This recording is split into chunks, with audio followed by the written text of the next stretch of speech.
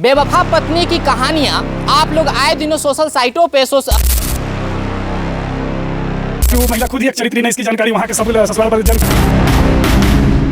के लिए फाइल कर दिया, झूठा मुकदमा और मारपीट करने की और जान से मारने की धमकी कही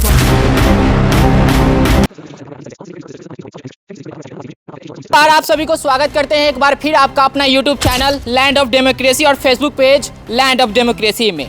बेवफा पत्नी की कहानियां आप लोग आए दिनों सोशल साइटों पे वायरल होती हैं, आप देखते होंगे।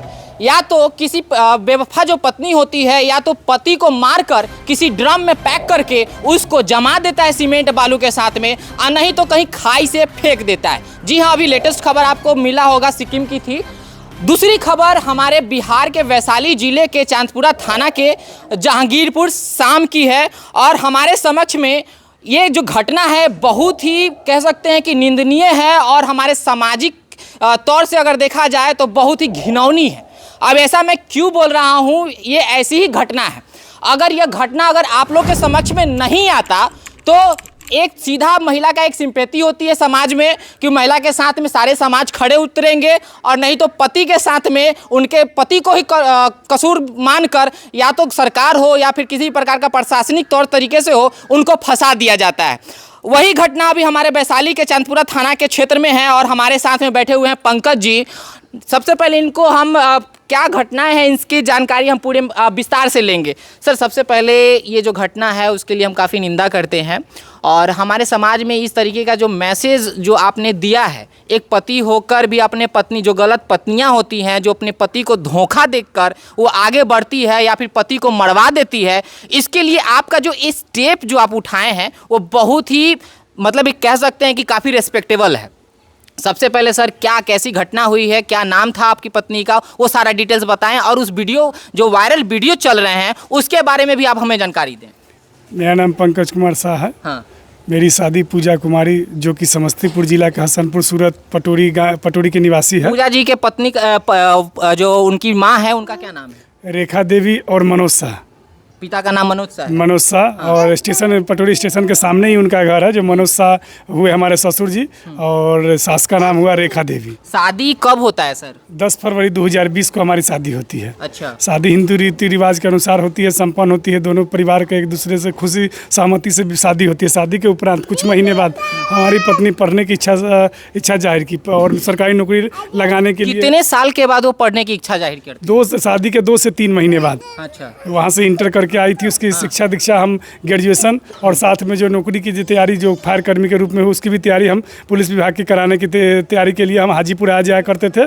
और मतलब पत्नी को बाइक पर बैठाकर आप उसके कैरियर के लिए, आप चूंकि आप बताया जा रहा है कि आप एक किसान भी है, मजदूर हैं आप। जी। मजदूर होने के बावजूद भी आप अपने पत्नी के लिए इतना मतलब एक सराहनीय कह सकते हैं कि स्टेप आपने उठाया कि उनका कैरियर बन जाए, फिर भी ऐसा घटना होता है। ऐसा घटना होने का रीज़न है कि हमने पत्नी को कोचिंग के लिए बोली। हम हर तरह से कोचिंग हाजीपुर जो है कोचिंग में पढ़ाने के लिए ले गए। 2 तकरीबन उसके बाद बच्ची का जन्म एक हमारी होती है, जो सानवी के रूप में, जिसका उम्र अभी 4.5 साल है।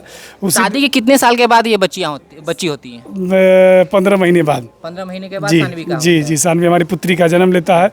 परिवार में काफ़ी उत्साह खुशी रहता है। पत्नी की उसी दरमियान पढ़ाते उसी दरमियान 3.5 साल, शादी के 3.5 साल बाद चूँकि नौकरी पत्नी का फायर कर्मी के रूप में हो जाता है, और उसका सुपौल जिला में त्रिवेणीगंज जो पदस्थापना। शादी के जैसे पढ़ाई के लिए गए, फिर उसके बाद बच्चियां हुई 15 महीने के बाद, फिर जो ट्रेनिंग होता है फायरमैन के लिए, जो ट्रेनिंग जाती है वो कब जाती है?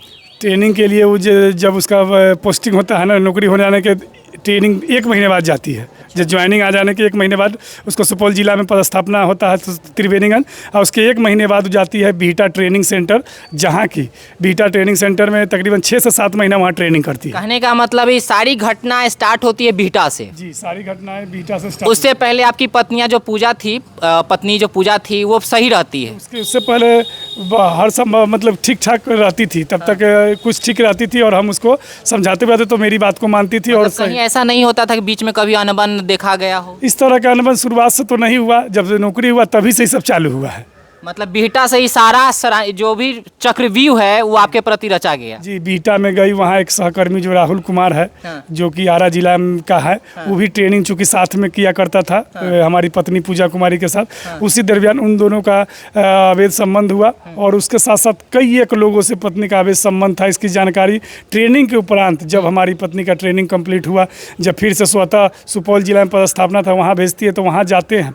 वहाँ के लोगों से जब अवगत होते हैं, हमारी बच्ची भी साथ में गई, हम और पत्नी गए साथ में, अवगत जब होते हैं तो वहाँ पूजा के पूरे करतूत के बारे में पता चलता है। आसपास पड़ोस के लोग बोल रहे हैं? आसपास पड़ोस तो बोले ही, साथ में जो सहकर्मी उसके साथ जो ट्रेनिंग करके आए थे उन लोगों से अवगत हुए, तब बताई इन सब बातों के बारे में बताए। तब पूजा का हम विरोध किए और पूछने का प्रयास किए। तब क्या पता चलता है? पता चलता है कि इस बात से अवगत थे उसके सहकर्मी, कई लोग साथ में जो आए थे उसके साथ ट्रेनिंग करके पूजा कुमारी के साथ, जहाँ सुपौल जिला में। अच्छा जी।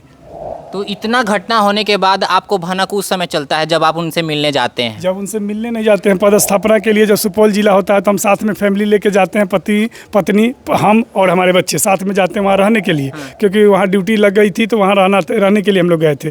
जब रहने के लिए गए, उसी दरमियान में 10 दिन के अंदर इस सब का पता चला। जब हम इसका विरोध किए, जब इसका विरोध किए तब पत्नी वहाँ कई एक लड़कों को बुला ली, जो अपने सहकर्मी और साथ में जिसके साथ अवैध संबंध बनाती थी, उन लोगों को बुला के हमारे साथ मारपीट करके और वहाँ से भाग जगह पे पहुंचाए, इतना कामयाब बनाए, उस पति को मतलब मारने के लिए या फिर घेराबंदी करने के लिए वहाँ जिन जो भी लोगों के साथ में अवैध संबंध बनाए थे उनको बुला ली। मतलब कि संख्या ज़्यादा था अवैध संबंध बनाने वाले, जो लड़का लोग था या फिर जो सहकर्मी लोग थे उनकी संख्या ज़्यादा नहीं। अवैध लोग जो कई एक लोगों से उसका अवैध संबंध था, 3-4 लोग वहाँ थे। वो आ गए, सब लोग आ गए रात्रि में ही और हमारे साथ मारपीट करने, किसी तरह बीच बचाव करते हम और हमारी बच्ची जान बचाते वहाँ से भागे अपने घर। मतलब कि आप ये भी देख सकते हैं कि बिहटा में जब ट्रेनिंग होती है फायरमैन की, तो ऐसी घटना बिहटा के ट्रेनिंग सेंटर में भी चलती है। सबसे बड़ी सवाल ये भी उठता है कि अगर मान लीजिए किसी के घर की बेटी अगर ट्रेनिंग सेंटर पे जाती है और पुलिस पूरे प्रशासन के कह सकते हैं कि रक्षाबंदी में उनका ट्रेनिंग चलता है और उस ट्रेनिंग के दौरान में भी अगर इस तरीके का घटना घटती है तो कहीं ना कहीं प्रशासन भी लापरवाह है। और सरकार और विभाग, खासतौर पे विभाग जो फायर कर्मी विभाग जो है, उसके डीजी वर्तमान सोहावतकर है, उनको इन सब चीज़ों को देखना चाहिए। खासतौर पे जब हमारी पत्नी वहाँ से आ गए तो 2 साल तकरीबन हो गया ट्रेनिंग कंप्लीट की हमारी पत्नी को, पदस्थापना सुपौल जिला में।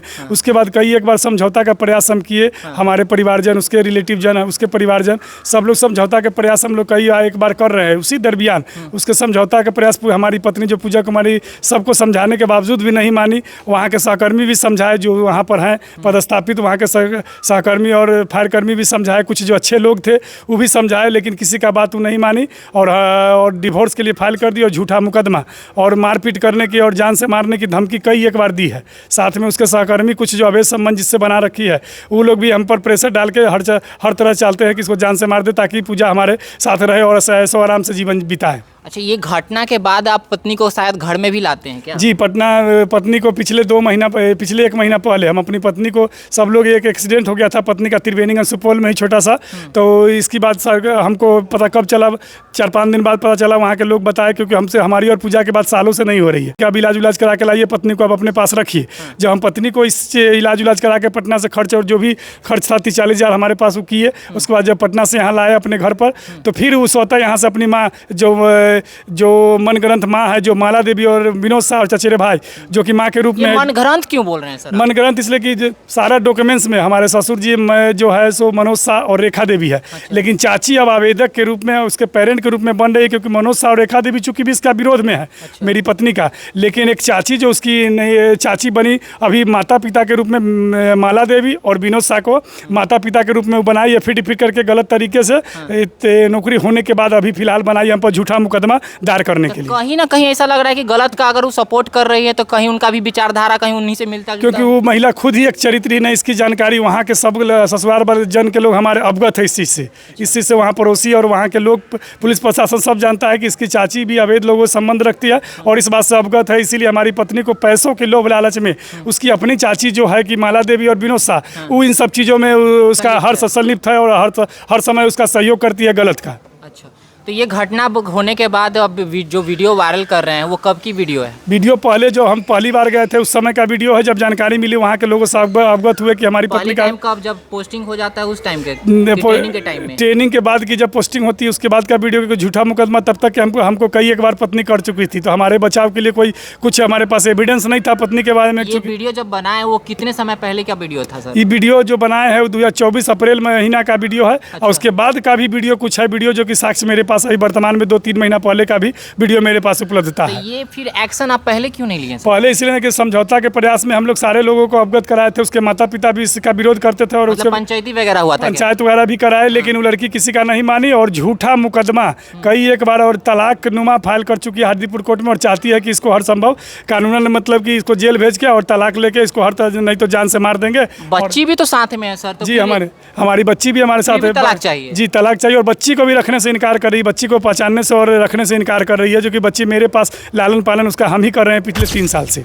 मतलब कि ना सही ढंग की बेटी बन पाई, ना सही ढंग की माँ बन पाई, या ना सही ढंग के पुतोह बन पाई यानी बहू बन पाई, या ना सही ढंग के पति का पत्नी बन पाई। जी। इस पे क्या कहिएगा? इस पर यही कहना चाहते हैं कि इस पर विभाग के मुख्य रूप से जो डीजी है वर्तमान सोहावतकर जी है, उसको उनको विभागीय कार्रवाई करके दोनों लड़का लड़की जिससे जो विभाग का दुर्बल छवि की है उन दोनों को बर्खास्त करके और स्वतः उस पत्नी को पति मिल जाए और बच्चा को माँ मिल जाए। ये चाहते हैं विभाग से सख्त से सख्त कठोर कार्रवाई करके, प्रशासन से और सरकार से गुजारिश कर सख्त से कार्रवाई करके उसको स्वतः अपने घर पर जहाँ थी वहाँ पर भेजा जाए। कभी आपको ऐसा लगा कि आप उनके साथ में मिलने जा रहे हैं तो आप पर ऐसा जान की खतरा हो?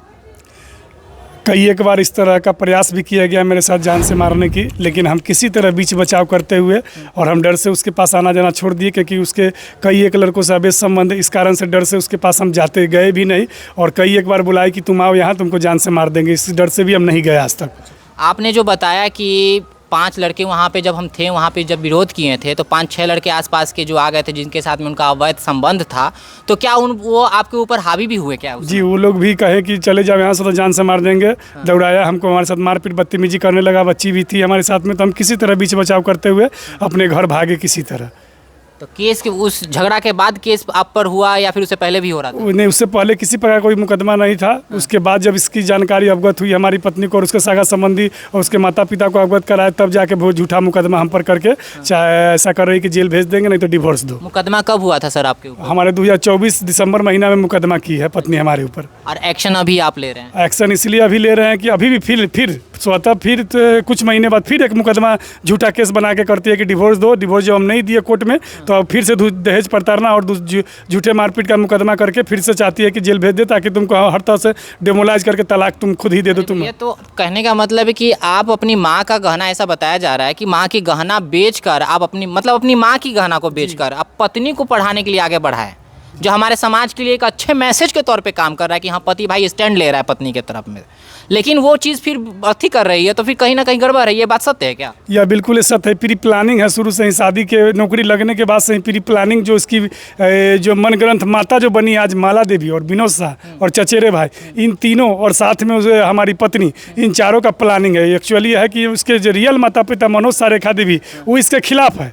चूँकि मतलब आपके ससुर जो हैं रियल में जो सास ससुर हैं वो ठीक है अपने जगह पे? वो ठीक है, लेकिन ये मन ग्रंथ लड़की इस तरह के आचरणहीन है और हमारे ससुर सास का कुछ चलता नहीं है। मतलब कुकर्मी बेटी निकल गई। कुकर्मी बेटी है, इस बात से अवगत है। उसके रियल माता पिता जो मनोज शाह रेखा देवी, लेकिन चाची और चचा और चचेरे भाई ये लोग मिल के हम पर झूठा आवेदन और मुकदमा कराते हैं पूजा से, और साथ में मिल के दोनों अवैध संबंध धंधा के रूप में कराती है। अगर ये बात अगर सब हमारे समाज के समक्ष नहीं रखते हैं तो कहीं ना कहीं आपको भी ड्रम में पैक कर दिया जाता है। इसका प्रयास कई एक बार किया है। पिछले महीने भी उसका भाई चचेरा, जो हमारी पत्नी का भाई चचेरा, भी मारने का प्रयास किया है। कई एक बार आते जाते हैं। उसके साथ में एक जो रिटायर्ड है, कुछ लोग वहाँ के जो हमारी चचेरी सास है उसके जो अवैध संबंध रूप से जो बनाती है, जिसके साथ रहती है, वो भी कई एक बार आए हैं। हमको डराया धमकाने कई एक बार फ़ोन से कहे हैं कि तुम डिवोर्स दो तो तुमको जान से मार देंगे। चूँकि चाची भी उसके अवैध संबंध कई लोगों से रखती है। बताइए, जान के मारने की धमकी भी मिल जाती है, अगर आप केस भी करने जाइएगा तो महिला के सहानुभूति पब्लिक में ज़्यादा है जी। तो कहीं ना कहीं आप मृत अवस्था में रहते हैं, आपके परिवारजन विलाप करते रहते हैं, तो अगले इंसान का भी फर्क नहीं पड़ता फिर। जी, वो अगर हमको चाहती है कि हर मतलब मार के अपना जो भी ऐश मौज का ज़िंदगी हम जिए और बच्चे को अपने पास ही रखे, अपने पास घर में रखे और हम मार देंगे इसको, बस सारा कहानी ख़त्म हो जाएगा। यहीं से हमारा खुला जीवन अवैध रूप से कोई जान नहीं पाएगा, इसके बारे में किसी को अवगत नहीं होगा और हम पूरा खुला जीवन अवैध रूप से जिएंगे। मतलब कि आप ऐसे पति देख सकते हैं कि जो हमारे समाज के लिए किस तरीके से पत्नी जहाँ पहले बाहर निकलती नहीं थी, बहू बेटी बाहर निकलती नहीं थी, लेकिन ये दहलीज को पार कराते हैं, एक समाज के एक कर्मी के रूप में अपने पत्नी को खड़ा करते हैं, लेकिन वही पत्नी इनके खिलाफ हो जाती है और इनके जान पर हावी हो जाती है।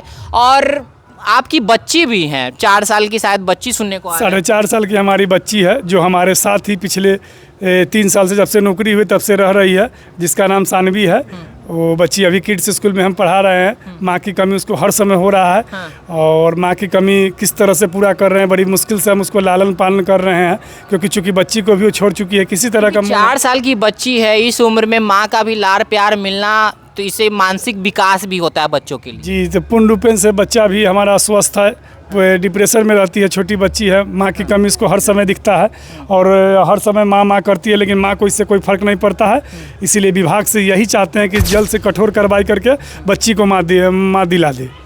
तो आप चाहते हैं कि वो पत्नी फिर से आपके पास वापस आए? जी, हम इसलिए चाहते हैं कि इस बच्चे को माँ मिले और हमको भी पत्नी मिले और इस बच्चे को खासतौर पर इसका भविष्य का लालन पालन कौन करेगा। इस बच्चे के ऊपर जिम्मेदारी इतनी बड़ी आ गई है हमारे ऊपर कि इस बच्चे का लालन पालन कौन करेगा आने वाले समय। का मतलब है सर कि जो लड़की आगे बढ़ गई, जो चरित्रहीन हो गई, अभी के समय में आप देख सकते हैं कि पति को मरवा दे सकती है, तो इससे तो आपकी भी जान की क्षति और प्लस की बच्चे की भी जान की क्षति है, फिर भी आप वापस बुला रहे हैं, कहीं मौत का न्योता तो नहीं दे रहे हैं आप? हम इसलिए कहना चाहिए नौकरी से बर्खास्त हो जाने के बाद स्वतः वो ठीक हो जाएगी। ऐसा थोड़ी होता है सर, एक बार आदमी का नेचर और सिग्नेचर मरने के बाद सही होता है। तो इस बच्चे का कौन माँ बन पाएगा? आज समाज में इस बच्चे का लालन पालन कौन करेगा? अगर वो माँ नहीं लौट के आएगी तो इस बच्चे का लालन पालन कौन करेगा? इस बच्चे का भविष्य उस माँ से जुड़ा हुआ है और तो इस बच्चे का भविष्य के लिए हम ऐसा कह रहे हैं कि बच्चे को माँ की ज़रूरत है और माँ हर संभव माँ का ममता का सागर। वो ममता के कारण आप समझ रहे हैं सर,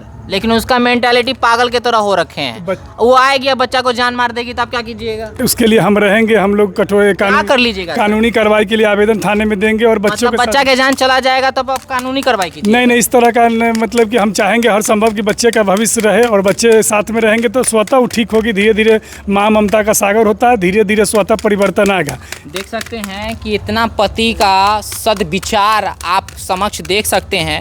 इतनी महिला गंदा होने के बावजूद भी इस बच्ची के माँ देख सकते हैं कि इस बच्ची का कितना मासूमियत है। 4-4.5 साल की बच्ची है, अभी पढ़ने का उम्र स्टार्ट होने वाला था, तब माँ की ऐसी कुकर्म जो होते हैं वो पूरे समाज में फैल चुकी है और लोग देख सकते हैं। फिर भी इनका हौसला यही है कि कम से कम इस बच्ची का माँ का जो प्यार है वो मिल सके, क्योंकि जो रियल जो माँ होती है, ऐसा हम लोग का मानना है, ऐसा समाज का मानना है कि जो पहली जो माँ होती है वो माँ होती है, वो पहली वाली का भरपाई कोई नहीं कर सकता है, सौतेला कोई जगह नहीं ले सकता है सौतेली माँ। फिर भी इनका विचार देखिए, आपका सर सोच विचार तो पर्सनली मैं बोल रहा हूँ कि मुझे बहुत अच्छा लगा। और वैसे अभागिन जो लड़की आपको धोखा दे कर गई, जो समाज के लिए एक गलत मैसेज छोड़ के गई, कहीं ना कहीं समाज दिखाएगी चेहरा को, उन लोगों को औकात दिखाएगी और आपको इंसाफ ज़रूर मिलेगा। ऐसे हमारे दर्शकों को जब बात आपकी पता चली है तो कहीं ना कहीं हमारे जो पब्लिक है, आपको पता है ना, प्रशासन से भी, जज से भी, सबसे जो सर्वोपरि है वो हमारा समाज है। जी बिल्कुल, समाज सबसे ऊपर है, समाज सबसे ऊपर है। इसलिए हम कहना चाह रहे हैं अपनी पत्नी को कि इस बच्चे का लालन पालन, चलो हमको सुख सुविधा नहीं मिल पाया, इसके लिए बहुत सारी उसकी चाची का भी सहयोग रहा, इस कारण भी हो सकता है, लेकिन इस बच्चे की माँ ज़रूरत है और बच्चे के भविष्य के लिए माँ का रहना बहुत ज़रूरी है, क्योंकि माँ ममता का सागर है। बिना माँ के बच्चा का लालन पालन पोषण आने वाला भविष्य क्या हो पाएगा, ये हम खुद समझ सकते हैं और आप लोग भी समाज है, समाज के दृष्टिकोण से समझ सकते हैं। यानी आप देख सकते हैं कि एक गलत महिला के प्रति भी इनके जो हस्बैंड है वो किस तरीके स्टैंड कर रहे हैं, किस तरीके से अभी भी साथ में रखने के लिए वो तैयार है। फिर भी वो महिला इस तरीके से एलिगेशन लगाती है। और मैं बता दूं कि केस मुकदमा कर रखी हैं। इनका उम्र आप देख सकते हैं कि लगभग 32 साल के आसपास में होगा। 32 साल की उम्र है। 32 साल की इनका मम्मी जो पापा हैं अभी जीवित हैं और वो बुज़ुर्ग महिलाएं हैं। जब केस होता है तो कहीं ना कहीं परिवार के सारे सदस्य लोग झेलते हैं। और इस गलत केस में कहीं ना कहीं अगर ये वीडियो वायरल नहीं करते तो कहीं ना कहीं इनको नाइंसाफ़ी मिलती और इनको जेल की चक्की पीसनी पड़ती और साथ साथ इनकी बूढ़ी माँ और साथ साथ इनके भाई और साथ साथ इनके जो पिता हैं उनको भी भुगतना पड़ता। यह वीडियो को ज़्यादा से ज़्यादा शेयर कीजिए ताकि ये जो चाहते हैं इनको मिल सके और इनको इंसाफ की ज़रूरत है। अगर आप लोग इंसाफ नहीं दिलाइएगा तो एक फिर गलत मैसेज और एक गलत घटना, जिस तरीके से आप आए दिनों देखते हैं कि पति को मारकर फेंक दिया जाता है, फिर वही घटना बार बार हमारे समाज में दोहराएगी। कभी बिहार से घटना होगी तो कभी उत्तर प्रदेश से घटना होगी तो कभी झारखंड से होगी, यानी कि भारत के प्रत्येक कोने से होगी। अगर आज आप इंसाफ दिलाते हैं तो कहीं ना कहीं आप अपने समाज को सुधार करने के लिए आप तट पर खड़े हैं। वीडियो कैसा लगा कमेंट करके ज़रूर बताइए और कमेंट इतना शानदार तरीके से कीजिए कि लगातार शेयर भी करते रहिए कि इनको इंसाफ मिले। फिर मिलते हैं एक नए वीडियो के साथ। तो विशाल कुमार विदा लेता है। जय हिंद।